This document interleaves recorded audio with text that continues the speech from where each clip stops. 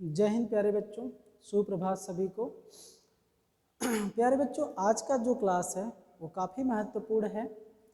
प्रारंभिक शिक्षा के संदर्भ में जो प्रयास किए गए थे उन प्रयासों में सर्वप्रथम जो नाम आता है ऑपरेशन ब्लैक बोर्ड का आता है।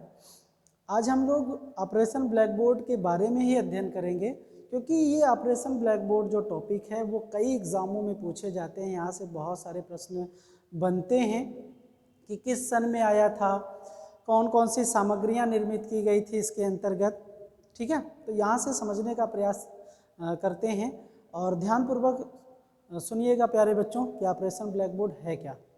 ठीक,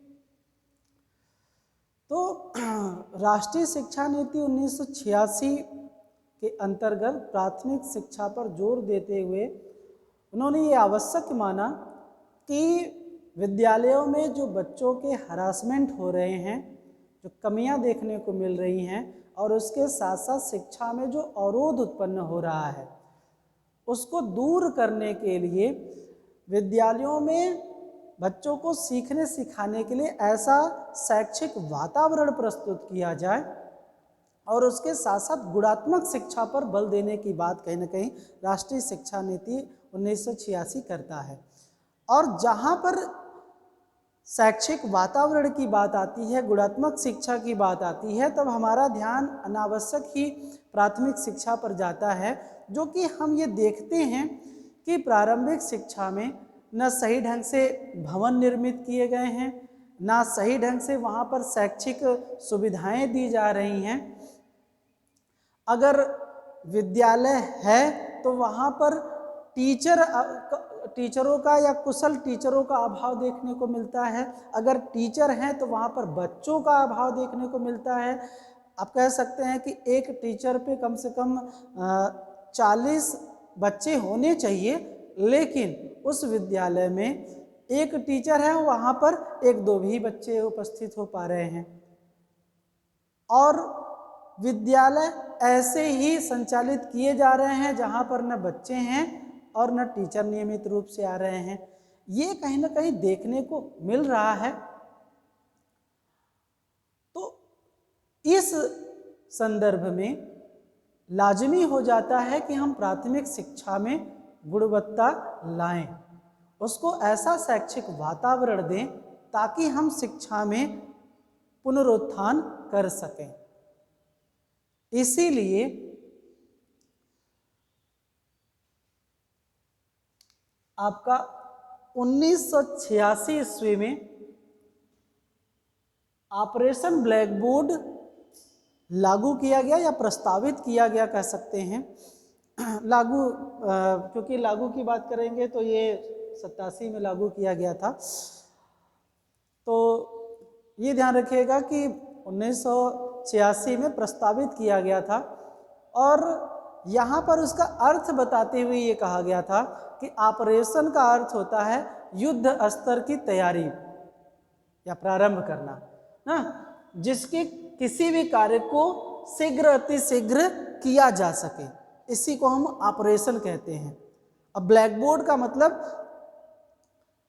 कि विद्यालय में या कक्षा कक्ष में दृश्य सामग्री के रूप में ब्लैक बोर्ड होना जरूरी है, जिससे कि जब हम ब्लैक बोर्ड पे कुछ भी लिखते हैं और बच्चों को बताते हैं तो वो दृश्य श्रव्य सामग्री के रूप में काम करता है।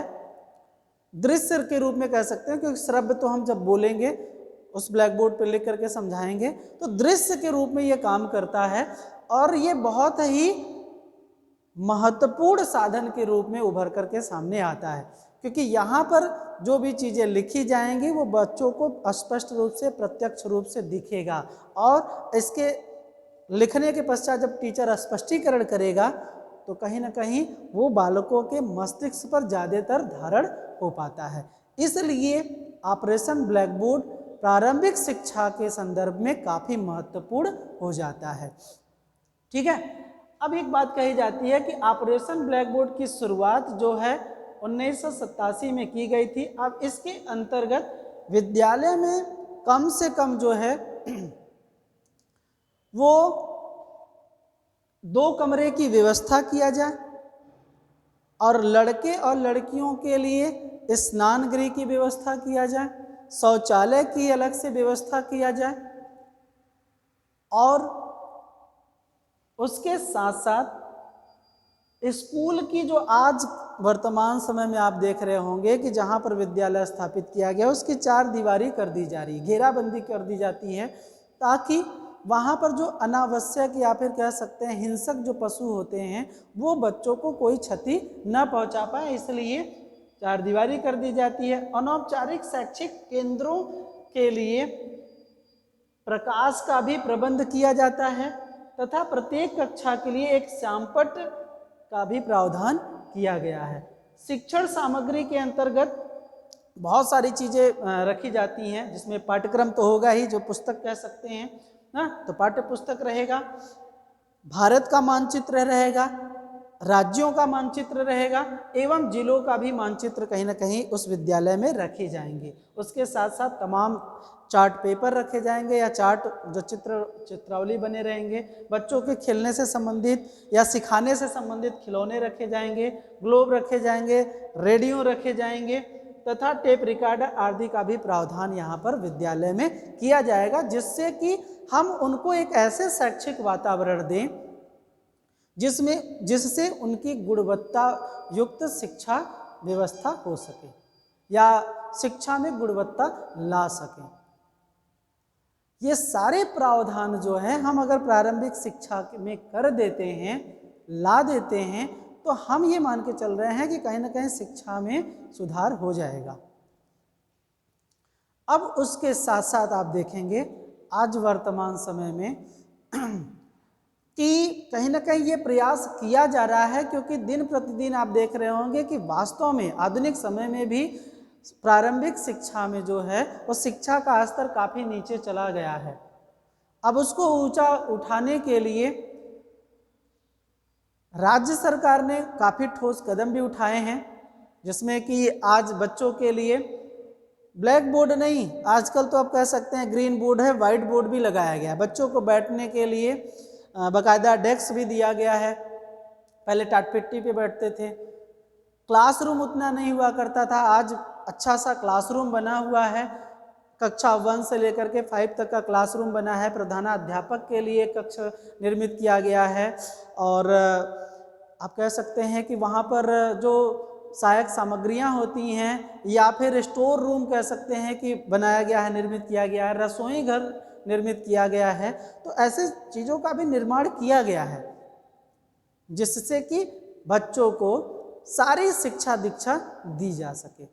आज गुणवत्ता युक्त प्रशिक्षण युक्त टीचरों की भी नियुक्ति की जा रही है कि ताकि जो बच्चे इन गवर्नमेंट स्कूलों में विद्यालय में नहीं पंजीयन करा रहे हैं उससे देख करके आकर्षित होकर के विद्यालय में नाम लिखवाएं। ठीक है। अब उसके पश्चात आप देखेंगे तो वर्ष 1992 में इस योजना का संशोधन भी किया गया था। अब उस संशोधन के अंतर्गत आप देखेंगे ऑपरेशन ब्लैक बोर्ड योजना का जो संशोधन हुआ और मुख्यतः कुछ बातों को लेकर के संशोधित किया गया था, जिसमें महत्वपूर्ण अगर बात किया जाए पहला पॉइंट, तो जो प्रारंभिक शिक्षा जो दी जा रही है वो शेष सभी स्कूलों को विशेषतः जो अनुसूचित जातियां हैं, जो जनजातियां हैं, वहाँ के क्षेत्रों को भी स्कूली शिक्षा लागू किया जाए, क्योंकि ऐसे बहुत स्थानों पे या क्षेत्रों पे ऐसी व्यवस्थाएं नहीं थी। ठीक है, तो वहाँ भी कहीं क्या किया जाए, शिक्षा की व्यवस्था लागू किया जाए। नामांकित बालकों के जो हैं उन बालकों के लिए कह सकते हैं कि संख्या के आधार पर आवश्यक हो तो प्रारंभिक विद्यालयों में अगर संख्या ज़्यादा बढ़ जाती है बच्चों को तो 3 कमरे का निर्माण किया जाए और उसके साथ साथ 3 शिक्षकों की भी नियुक्ति की जाए या रखे जाए। ये बात भी कहीं ना कहीं इस संशोधन के अंतर्गत कहा गया। और एक लाइन और इसमें संशोधन में कहा गया या कह सकते हैं एक पॉइंट और कहा गया कि प्रारंभिक शिक्षा का तो ठीक है, लेकिन उसके साथ साथ इस योजना का जो विस्तार है वो उच्च प्राथमिक विद्यालयों में भी किया जाए। सिर्फ प्राथमिक विद्यालय तक ही नहीं बल्कि उच्च प्राथमिक विद्यालयों तक भी इस शिक्षा का प्रावधान किया जाए। तब आप इसके पश्चात देखते हैं कि सन 1993 से 94 के अंतर्गत आप देखेंगे तो इस योजना को उच्च कक्षाओं तक बढ़ाया गया और उसके साथ साथ जिसमें कि हमने अभी बात किया आप लोगों के सामने कि 3 कमरे की व्यवस्था की गई, 3 शिक्षकों की नियुक्ति की गई और ये जो योजना थी वो राज्य सरकार ने लागू किया। तो राज्य सरकार भी ये चाहती थी कि जो प्राथमिक शिक्षा व्यवस्था है उसमें गुणात्मक सुधार किया जाए। ऐसा नहीं है कि सिर्फ हम घास भूसे की तरह विद्यालय खोल दें और उसमें बच्चे पढ़ रहे हैं और लेकिन पढ़ने के लिए ना शैक्षिक वातावरण मिल पा रहा है, ना सहायक सामग्री मिल पा रही है, ना ही वहाँ के कह सकते हैं पाठ्य वस्तु मिल पा रहा है सही ढंग से, या किताबें नहीं मिल पा रही हैं बच्चों को पढ़ने के लिए। तो ऐसी चीज़ें ना हो तो राज्य सरकार के माध्यम से कहीं ना कहीं ये लागू किया गया। कब लागू किया गया? सन 93-94 में। ठीक है, बात समझ में आया? तो इसको फटाफट आप लोग नोट कर लीजिए जो महत्वपूर्ण है यहाँ से। तो ऑपरेशन ब्लैक बोर्ड योजना का जो विस्तार है वो उच्च प्राथमिक विद्यालयों तक किया जाए। ये पूरा आप लोग पहले लिख लीजिए, लिख लिए है ना? अब इसको साफ कर देते हैं, अब आगे बढ़ते हैं।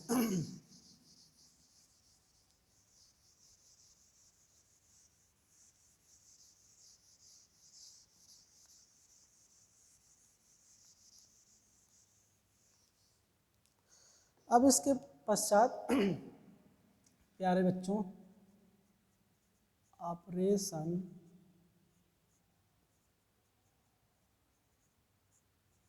ब्लैक बोर्ड का उद्देश्य क्या है? ठीक है, तो मूलतः इसके उद्देश्यों को भी एक दो लिख दे रहे हैं, बाकी मैं आप लोगों को बता दे रहा हूं। ठीक, तो पहला उद्देश्य सभी प्राथमिक विद्यालयों में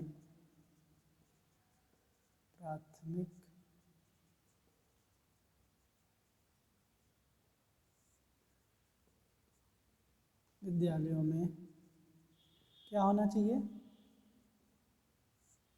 सैंपट हो गया व चाक की व्यवस्था होनी चाहिए।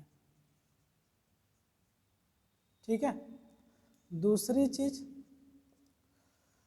कि प्राथमिक विद्यालयों में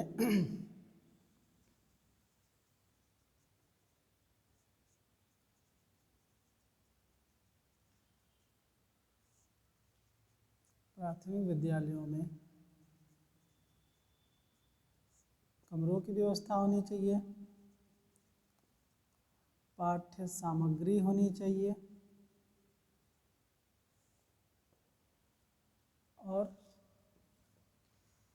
और क्या होना चाहिए भाई? शिक्षण से संबंधित उपकरण भी विद्यालय में होने चाहिए। ये सारी सुविधाएं जो हैं वो उपलब्ध विद्यालय में होनी चाहिए, तभी हम कहीं ना कहीं ब्लैक बोर्ड ऑपरेशन पूरा माना जाएगा। अब उसके पश्चात क्या उद्देश्य है ऑपरेशन ब्लैक बोर्ड का? कि प्रारंभिक शिक्षा में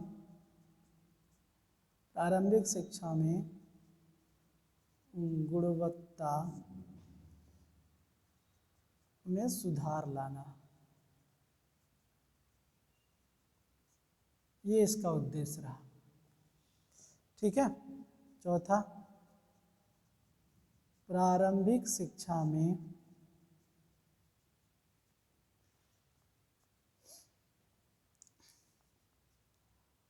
परिमाणात्मक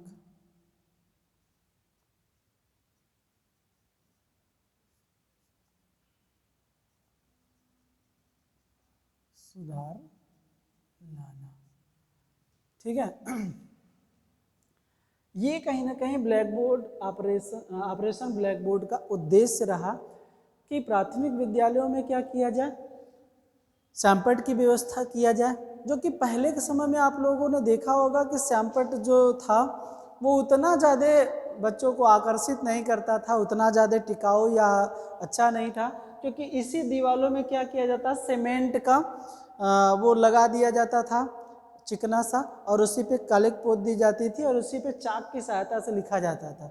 बीच में कुछ समय के पश्चात अगर जगह जगह से फूट जाते हैं वो जो प्लास्टर किए जाते हैं, तो वो उतना अच्छा सैंपट नहीं माना जाता है।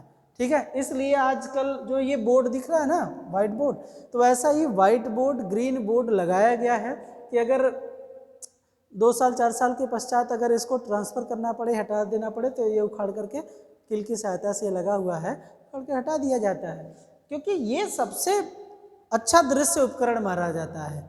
इसकी सहायता से बच्चे ज़्यादातर सीखते हैं। अब क्या किया गया, सैंपट उपलब्ध कराया गया और उसके साथ साथ चाक या मार्कर की भी व्यवस्था की गई।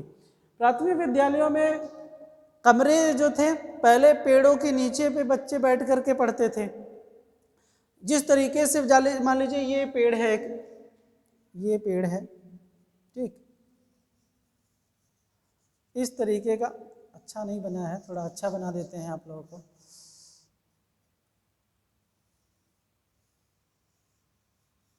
देखने में लगे पेड़ जैसा, ठीक है, ये मान लीजिए कोई पेड़ है। अब इसी के नीचे यहाँ बैठ करके बच्चे अध्ययन करते थे और यहीं पे क्या होता था, ब्लैक बोर्ड लग जाता था पेड़ों के नीचे ही।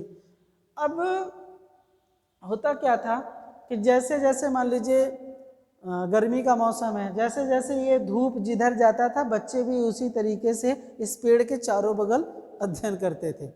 बरसात के मौसम में अधिकतर छुट्टियां हो जाती थी, बहुत ज़्यादा ठंडी पड़ता था, तो इस पेड़ों से हट करके थोड़ा दूर पे या फिर कह सकते हैं मैदानों में बच्चों की पढ़ाई होती थी। भवन उतने उपलब्ध नहीं थे, जो बात करना चाहते हैं, कमरे उतने उपलब्ध नहीं थे।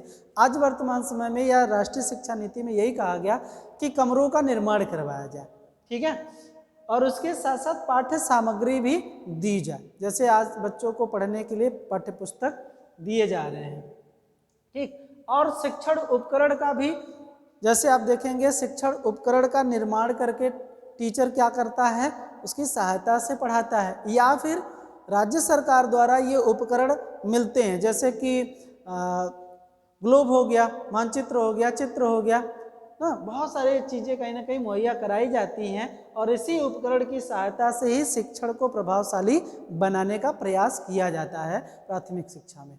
ठीक है, तो ये सुविधाएं कहीं ना कहीं दी जा रही हैं। प्राथमिक शिक्षा में गुणवत्ता में सुधार लाना, ठीक है, ऐसा नहीं है कि सिर्फ पढ़ा करके उनको पदोन्नति करना है, सॉरी पदोन्नति नहीं, क्लास एक क्लास से दूसरे क्लास में भेजना है ना, उसमें भाई कम से कम ऐसे गुणों का समावेश हो जो कि जानकारी हो, शिक्षा दीक्षा अच्छी दी जा रही हो, उनके अंदर अच्छे आचरणों का डेवलपमेंट हो, ज्ञानवर्धक चीजें बताई जा, तब ना गुण डेवलपमेंट हो गए।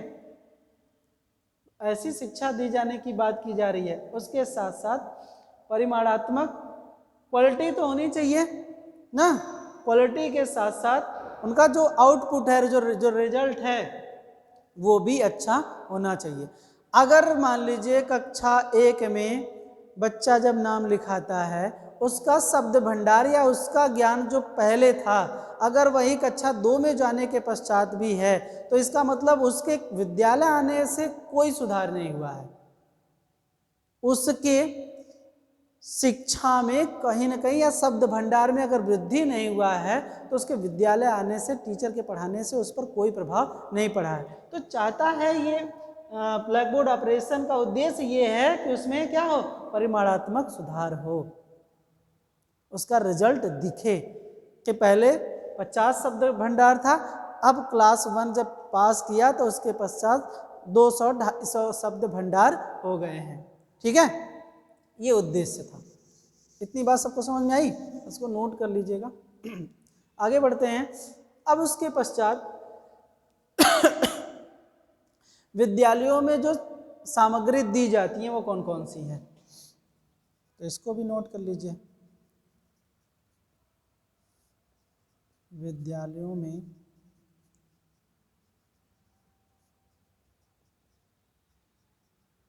दी गई सामग्री, कौन सी सामग्री है, तो पहले जो नाम याद आता है वो होता है मानचित्र। ठीक है, इसी में लिख देते हैं, या फिर मानचित्र तो बाद में आएगा, पहले क्या आ जाएगा, हम शिक्षण उपकरण की बात करेंगे।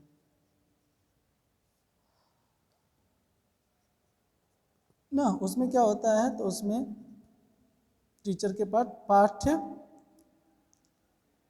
क्रम होना चाहिए, जो उसको पढ़ाना है, जो सिलेबस की बात कर रहे हैं ना, पाठ्यक्रम और शिक्षक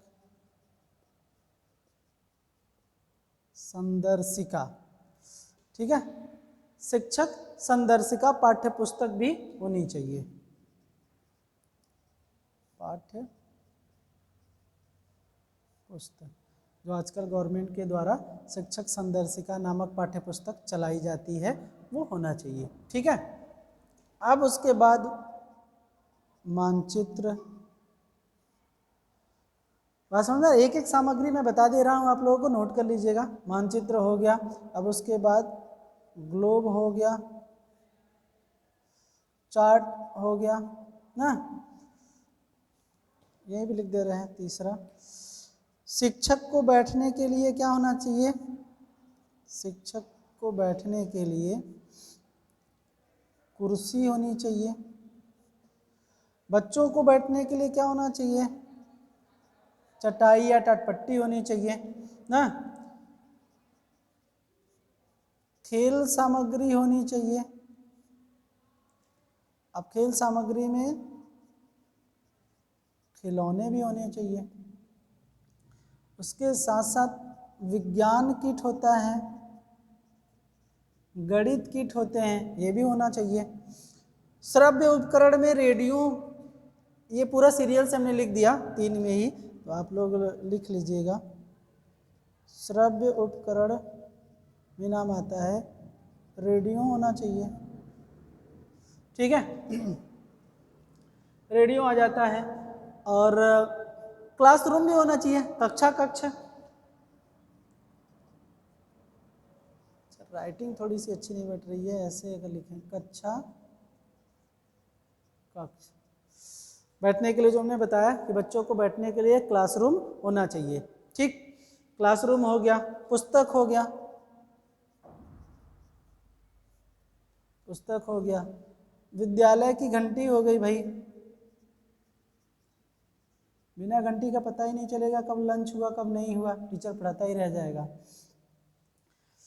और संगीत के उपकरण में भी अगर आप देखेंगे तो तबला हो गया, हारमोनिया हो गया ना, और क्या बोलते हैं एक जो और भी यूज किया जाता है, तबला, हारमोनिया, झांझ जिसको बोलते हैं, वो भी यूज किए जाते हैं ना। पुस्तकालय की भी व्यवस्था किया जाए, जिसमें छोटे छोटे कह सकते हैं जो बच्चों के पढ़ने लायक मैगजीन हो गए, और जो कार्टून के से रिलेटेड आते हैं पत्र पत्रिकाएं, वो भी आप रख सकते हैं। समाचार पत्र रख सकते हैं, समाचार पत्र के साथ साथ जो रोचक कहानियाँ, जैसे मुंशी प्रेमचंद्र की कहानियाँ हो गई, ऐसे भी कहानियों का संग्रह पुस्तकालय में रखी जा सकती हैं, और वहाँ पे भी बच्चों को दिया जा सकता है। ठीक है, इसके अलावा भी जैसे आप देखे होंगे कि जैसे हम लोग अपने विद्यालय में कुछ कल्चरल एक्टिविटी की जाती है, या कुछ राष्ट्रीय पर्व मनाए जाते हैं, जैसे 2 अक्टूबर हो गया, और 26 जनवरी हो गया, 15 अगस्त हो गया, तो उसके लिए गांधी जी का, लाल बहादुर शास्त्री जी का, पंडित जवाहरलाल नेहरू का, बाबा भीमराव अंबेडकर जी का पोस्टर भी होना चाहिए। ठीक है, झंडे भी होने चाहिए, पोल भी होने चाहिए। उसके साथ साथ आप देखेंगे जैसे छोटी मोटी चीज़ें विद्यालय में बिगड़ती हैं, जैसे पंखा ही है, पंखा चलते चलते अगर बंद हो जा रहा है तो वहाँ पेचकस, हथौड़ा है ना, हथौड़ा और वो क्या बोलते हैं उसको, पिलास, ये चीज़ें सामग्री के रूप में भी रहनी चाहिए विद्यालय में। ठीक है, ये हो गया कहीं ना कहीं विद्यालयों में दी गई सामग्री जो कहीं ना कहीं राज्य सरकार द्वारा दिया जाता है। ऑपरेशन ब्लैक बोर्ड के अंतर्गत कह सकते हैं कि यह सामग्री दी जाती है। और एक चीज़ तो सबसे महत्वपूर्ण भूल ही जा रहे हैं, बालक और बालिकाओं के लिए शौचालय की व्यवस्था। ठीक है, शौचालय का अलग अलग व्यवस्था होना भी बहुत जरूरी है। शुद्ध पेयजल की व्यवस्था भी होनी जरूरी है उस विद्यालय में। और जब शौचालय का निर्माण किया जाए ना, तो ये ध्यान रखिएगा कि उसके क्लासरूम से काफ़ी दूर पे वो शौचालय की व्यवस्था होनी चाहिए, एक कॉर्नर में होना चाहिए, ताकि उसके जो गंध हैं वो बच्चों के क्लासरूम तक नहीं जानी चाहिए। और नियमित रूप से साफ सफाई के लिए भी सामग्री होनी चाहिए, जैसे कह सकते हैं कि डेटॉल या फिर जो आते हैं आपके हार्पिक हो गया, ब्रश हो गया, उससे संबंधित जो साफ करने वाले वो सभी उपकरण होने चाहिए, जिससे कि विद्यालय को साफ और स्वच्छ रखा जा सके। झाड़ू भी विद्यालय में रखे जाने चाहिए, जो कि नियमित रूप से कक्षा रूम को भी साफ सफाई किया जा सके। तो ये कहीं ना कहीं विद्यालयों में दी गई सामग्री होती है प्यारे बच्चों। ठीक है, इतनी बात सबको समझ। अच्छा, नोट कर लीजिए भाई, सबसे महत्वपूर्ण चीज़ नोट करना, नोट कर लीजिए, हो गया। अब इसके पश्चात जो है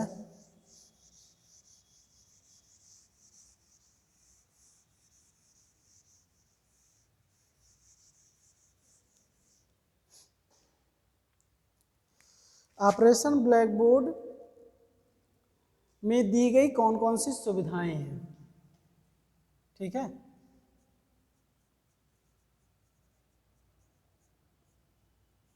सुविधाएं कौन कौन सी हैं, तो मैं ऐसे ही नाम गिना दे रहा हूं कौन कौन सी सुविधाएं दी गई हैं।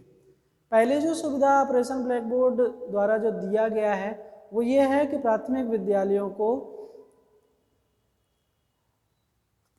2 कमरे की व्यवस्था होनी चाहिए। ठीक है, 2 कमरे जो होने चाहिए वो लगभग कह सकते हैं 30 वर्ग मीटर का होना चाहिए।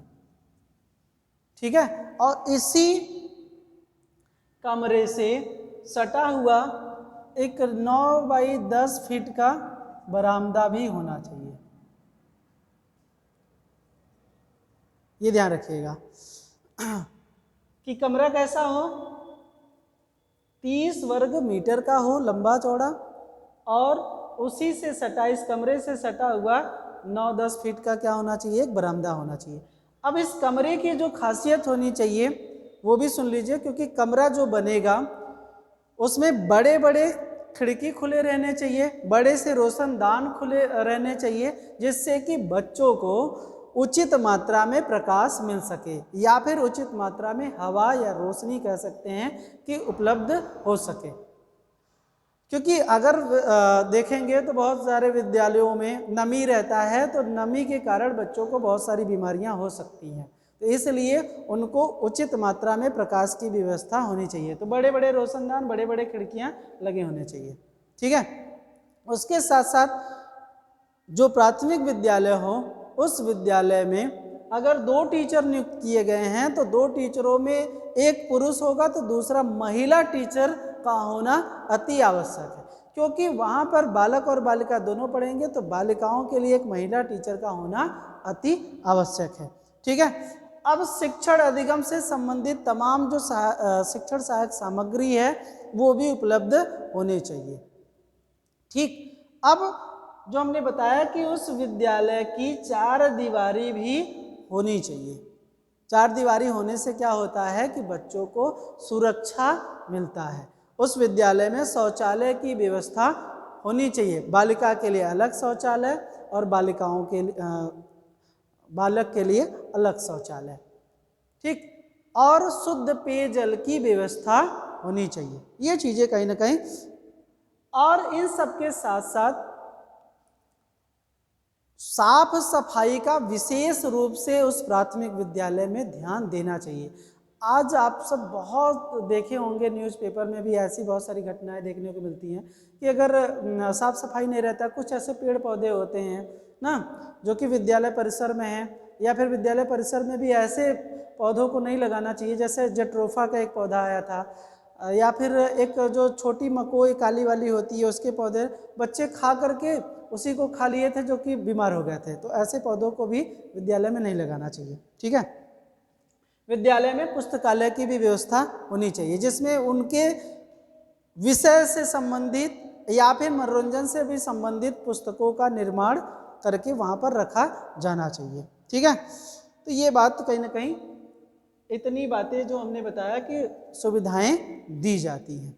ठीक है, तो विद्यालय को या कक्षा को आकर्षित बनाने के लिए या बनाने का भी ध्यान रखा जाना चाहिए। कैसे आकर्षित बनेगा? तो क्लासरूम की पहले तो स्वच्छ हो, सुंदर हो, रंगाई पुताई समय समय पर होनी चाहिए।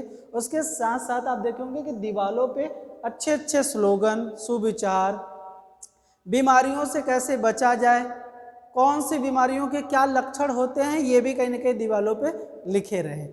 और उसके साथ साथ नियमित रूप से कक्ष की साफ सफाई होनी चाहिए, जिससे तमाम प्रकार के जो मच्छर हैं या फिर अन्य भी कह सकते हैं कीड़े मकोड़े हैं वो विद्यालय में क्लासरूम में उपस्थित ना हो पाए। ये कहीं ना कहीं ऑपरेशन ब्लैक बोर्ड के द्वारा सुविधाएं प्रदान की गई प्यारे बच्चों। ठीक है, इतनी बात सबको समझ में आया?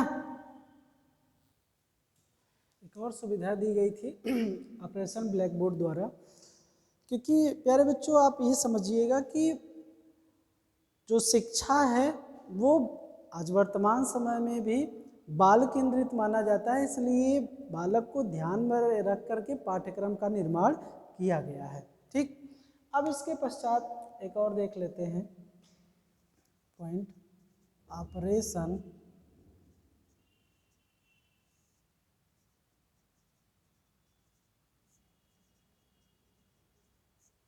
ब्लैक बोर्ड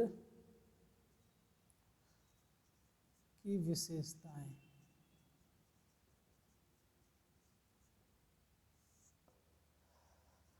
प्यारे बच्चों, पहली जो विशेषता होती है कि विद्यालय के सौंदर्यीकरण के लिए, सौंदर्यीकरण का मतलब यहाँ है अच्छा दिखने के लिए, वहाँ पर मानचित्र, ग्लोब, ठीक है, विद्यालय की रंगाई पुताई, खिलौने और विद्यालय की समय समय पर साफ सफाई, वहाँ पर अच्छे अच्छे पेड़ पौधे लगाना, फूल पत्ती लगाना, ये सारी चीज़ें अगर की जाती हैं ना तब कहीं ना कहीं विद्यालय का जो है वो वातावरण अच्छा दिखेगा। ये भी ऑपरेशन ब्लैक बोर्ड का एक विशेषता रहा है।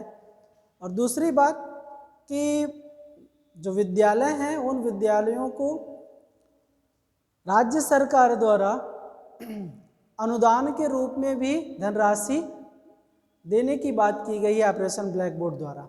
ठीक है, अब इसके साथ साथ देखेंगे कक्ष में जो शिक्षण अधिगम प्रक्रिया है वो बाल केंद्रित होनी चाहिए और बालक को ध्यान में रख करके ही पाठ्य पुस्तकों का निर्माण करना चाहिए, जिससे कि हम बच्चों का सर्वांगीण विकास कर सकें। ठीक है, और अधिगम से संबंधित जितने भी शिक्षण सहायक सामग्री हैं वो भी विद्यालय में उपलब्ध होने चाहिए, तभी ऑपरेशन ब्लैक बोर्ड की जो विशेषता है वो पूरी हो सकेगी। ठीक है, अब शिक्षकों के लिए भी आप देखे होंगे कि तमाम उत्तरदायित्व दिए जाते हैं। अब जरूरी नहीं है कि सारा का सारा जो है वो राज्य सरकार ही दे, तो ऑपरेशन ब्लैक बोर्ड जो है वो ये कहता है कि टीचर भी कुछ शिक्षण सहायक सामग्रियों का निर्माण कर सकते हैं, जैसे कि बिना लागत की वस्तुओं से सामग्री या उपकरण का निर्माण करना।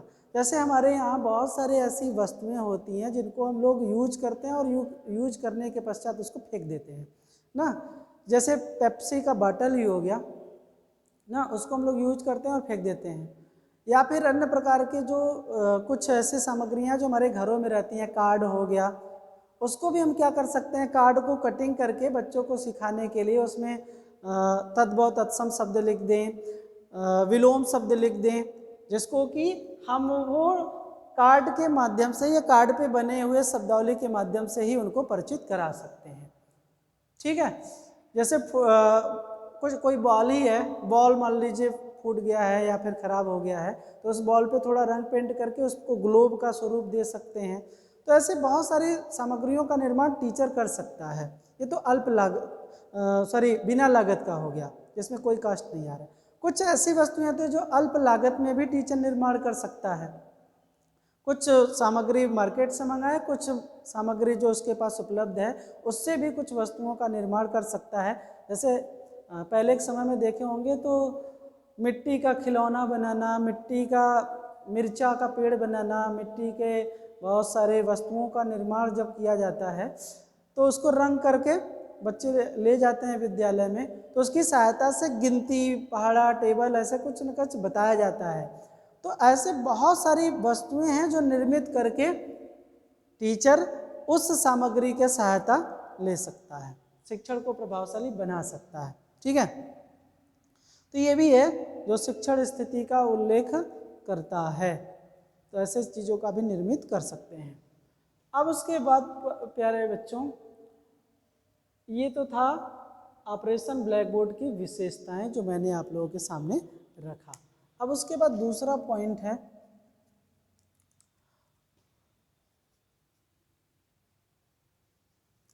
ऑपरेशन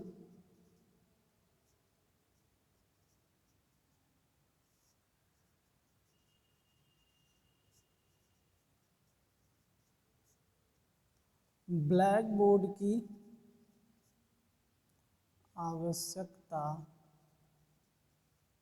एवं महत्व।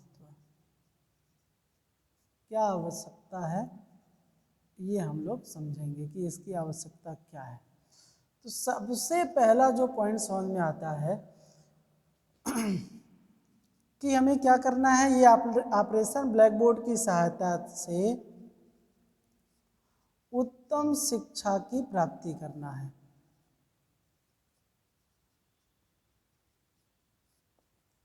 ठीक है, देखिए ऑपरेशन ब्लैक बोर्ड ने क्या किया, उसमें विद्यालय के लिए पहले तो ब्लैक बोर्ड की व्यवस्था किया, चाक या डस्टर की, चाक मार्कर की व्यवस्था किया। उसके पश्चात आप देखे होंगे कि उत्तम शिक्षा देने के लिए भवन का निर्माण किया गया।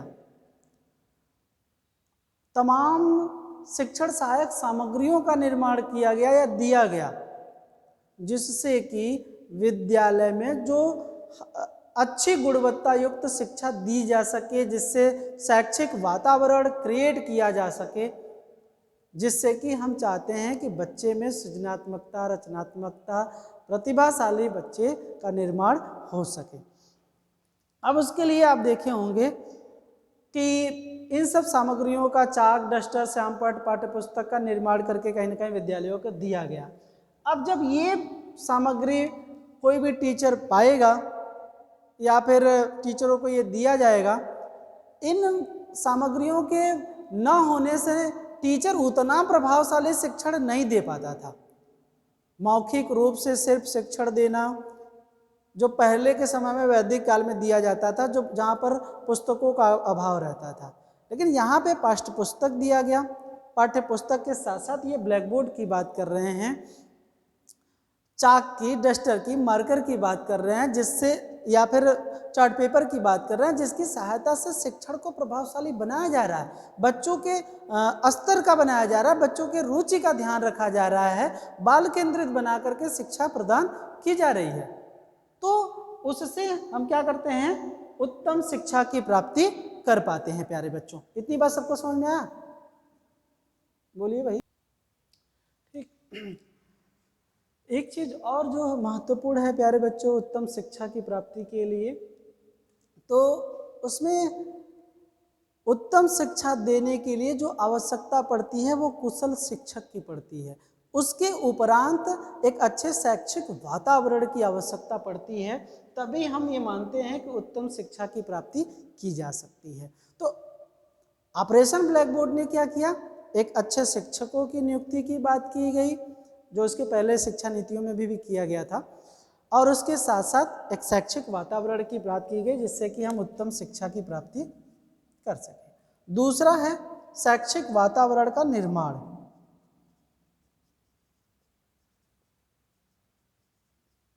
शैक्षिक वातावरण दिख रहा है ना,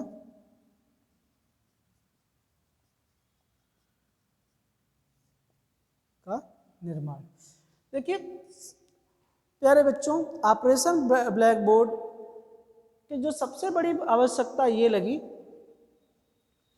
कि बच्चों को क्या किया जाए, शैक्षिक वातावरण दिया जाए, और वातावरण देने के लिए अच्छे भवन का होना बहुत जरूरी है। इस भवन के अभाव में, क्योंकि हमारे यहाँ जो मौसम होता है, बरसात में अगर हम बाहर बच्चों को पढ़ाएंगे तो न शिक्षक सही ढंग से शिक्षण दे पाएगा, ना बच्चे सही ढंग से पढ़ पाएंगे। बरसात के मौसम में बारिश होता है और वो पेड़ों के नीचे अगर पढ़ेंगे तो वहाँ पे शिक्षा बाधित होगी। बहुत ज़्यादा आप देखिए कि धूप लगेगी तब भी वो यहाँ पर शिक्षा नहीं ले पाएंगे। इसलिए इन एनवायरनमेंट का प्रभाव शिक्षण पे ना पड़े, इसलिए भवन, अच्छे भवनों का निर्माण किया जाना जरूरी है। और जब भवन बन जाते हैं तो किसी प्रकार का वातावरण रहे, चाहे ठंडी रहे, चाहे गर्मी रहे, चाहे बरसात रहे, उस भवन में बच्चे बैठ करके अच्छी शिक्षा दीक्षा ले सकते हैं। इसीलिए हमने बात किया था ऑपरेशन ब्लैक बोर्ड के अंतर्गत कि 30 वर्ग फीट का क्या किया गया, कक्ष का निर्माण किया गया, और उसी से सटा हुआ 9 से 10 फीट का बरामदे की भी व्यवस्था की गई। तो अब भवन बनने से क्या हुआ, बच्चों को बैठने की व्यवस्था मिल गई, उसी में बोर्ड की व्यवस्था कर दी गई, और उसी में बच्चों की शिक्षा दीक्षा दी जाने लगी, उचित प्रकाश मिल रहा है उनको। तो अब वहाँ पर ऐसा वातावरण अगर दिया गया तो बच्चे मन से पढ़ेंगे और टीचरों को पढ़ाने में भी एंजॉय आएगा। ठीक है। और उसके पश्चात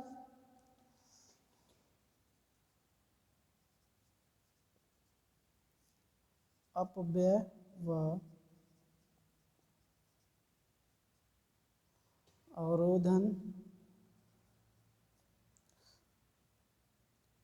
की क्षमता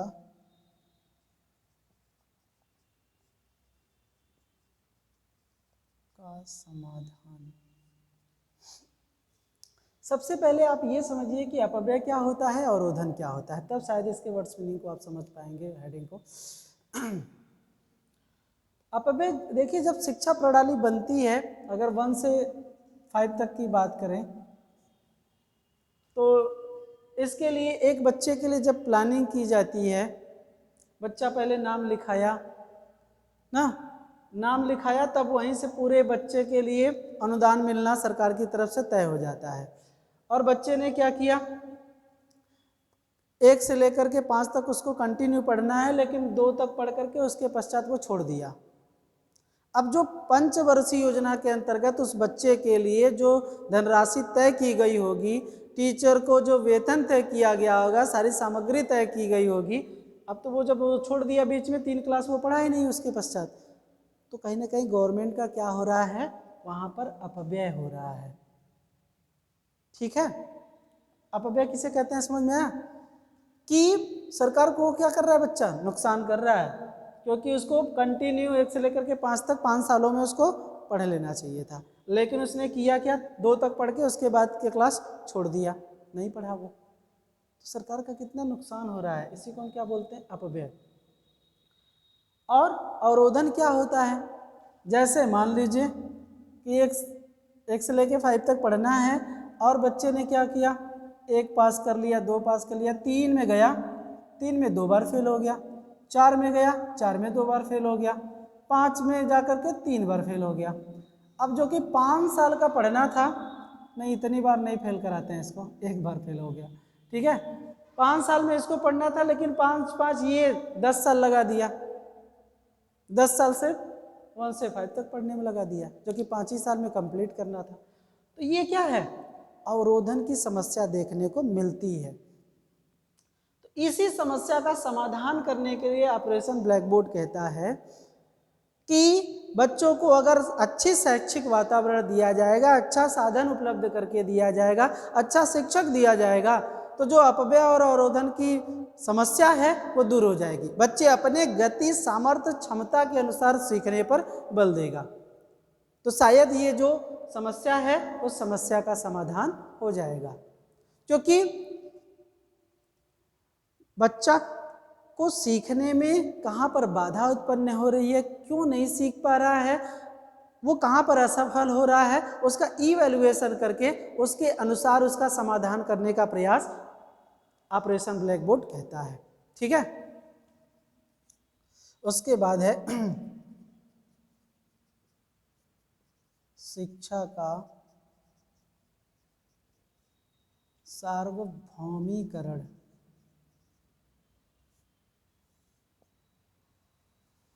ठीक है, भारत की अधिकांश जनसंख्या आप लोग देखे होंगे प्यारे बच्चों गांव में निवास करती है, और गांव के लोगों की आर्थिक स्थिति अगर देखा जाए तो उतनी अच्छी नहीं है कि सभी लोग गैर सरकारी स्कूलों में नाम लिखाएं। इसलिए अधिकतर लोग क्या करते हैं, सरकारी विद्यालयों में नाम लिखाते हैं, और सरकार चाहती है कि उनको अच्छी शिक्षा दीक्षा दे पाए।